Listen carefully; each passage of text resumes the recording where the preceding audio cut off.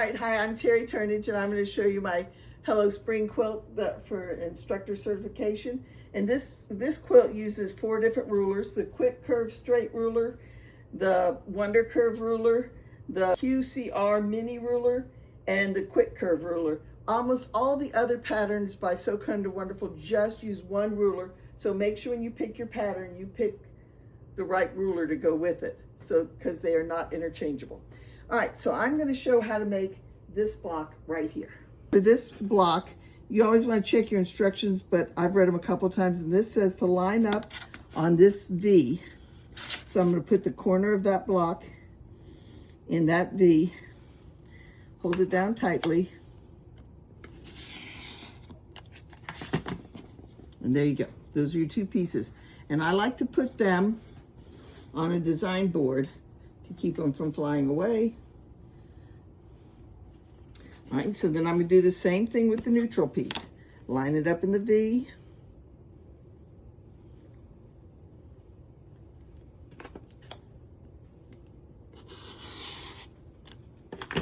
And we get our 2 pieces. All right, so we're going to put that there, and we're going to put that there. And this way, by using a design board like this, it keeps your pieces in the right order. So now we're going to transition to the sewing machine. Always put the concave, and it's like a cave. That's when you know which one goes on the bottom. You put that on the bottom, and this says to leave a 1/2 inch tail. So you want this down a 1/2 inch, and you can use a little ruler to make sure you're a 1/2 inch down, because you want it to start the right place, or else it's not going to come out right. Now I have this tape to mark a 1/4 inch. But you could use a 1/4 inch foot if you have that instead. All right, so these, I'm not going to pull it. I'm just going to kind of guide them on top of each other. And I just go nice and easy on these so that I get these curves can go together. And I'm just kind of laying it on top. I'm not pulling.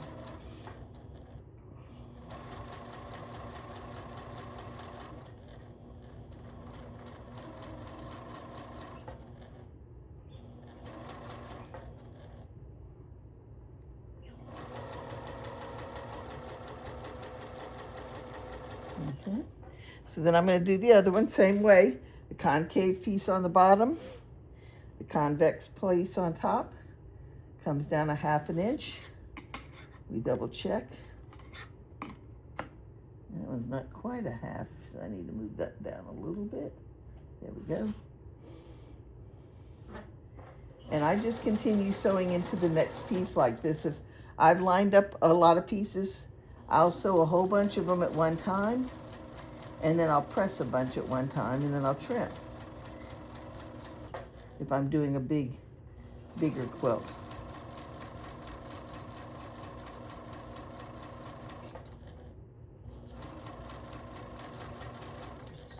Wait a minute, there's a loose thread in there. Let me get that out of the way.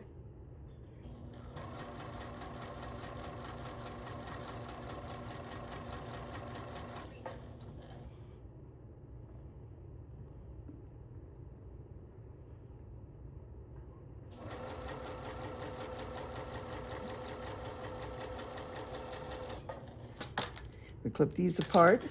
We're going to come over to the ironing station. And I always like to finger press. Now the pattern says to press it toward the dark one. So I use my fingernail to kind of do it first. Then I flip it over.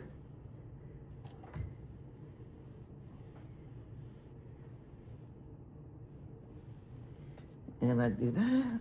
Turn it back over to make sure there's no creases in it. That loose thread didn't get all the way out. And see how nice and flat that comes out? Doesn't look like those curves should do that, does it? So iron from the back side first.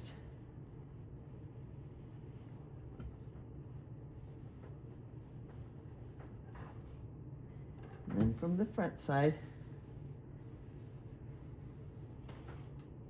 Okay, so I'm going to show both.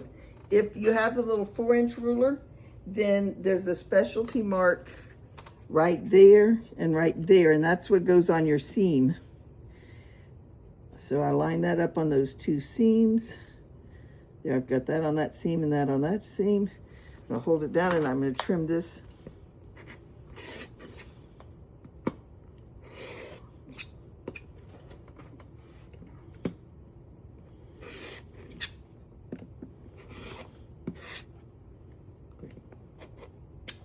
Okay, so there we have one. This one I'm going to trim using this ruler. So I'm going to put this corner here, and I'm going to put this 1/16 inch line on those seams.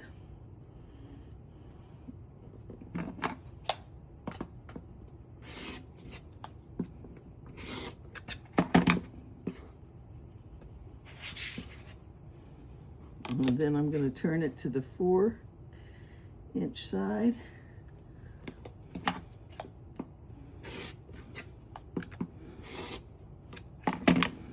All right, so now we have, get that little odd piece of fabric out of there. We have these two pieces made, and if you see on the quilt, this is going to go like this, and then this one's go like this. So we're going to sew these two together, and then we'll be done. All right, so we'll make sure these are lined up just right. They should match exactly because they've both been trimmed to 4 inches.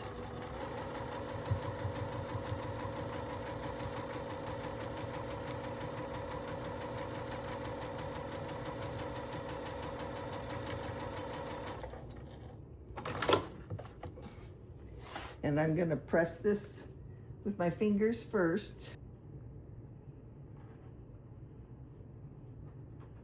And then we're going to hit it with the iron.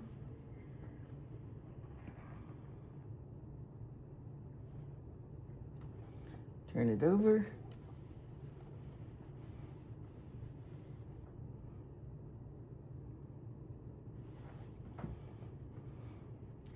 And that's our little block.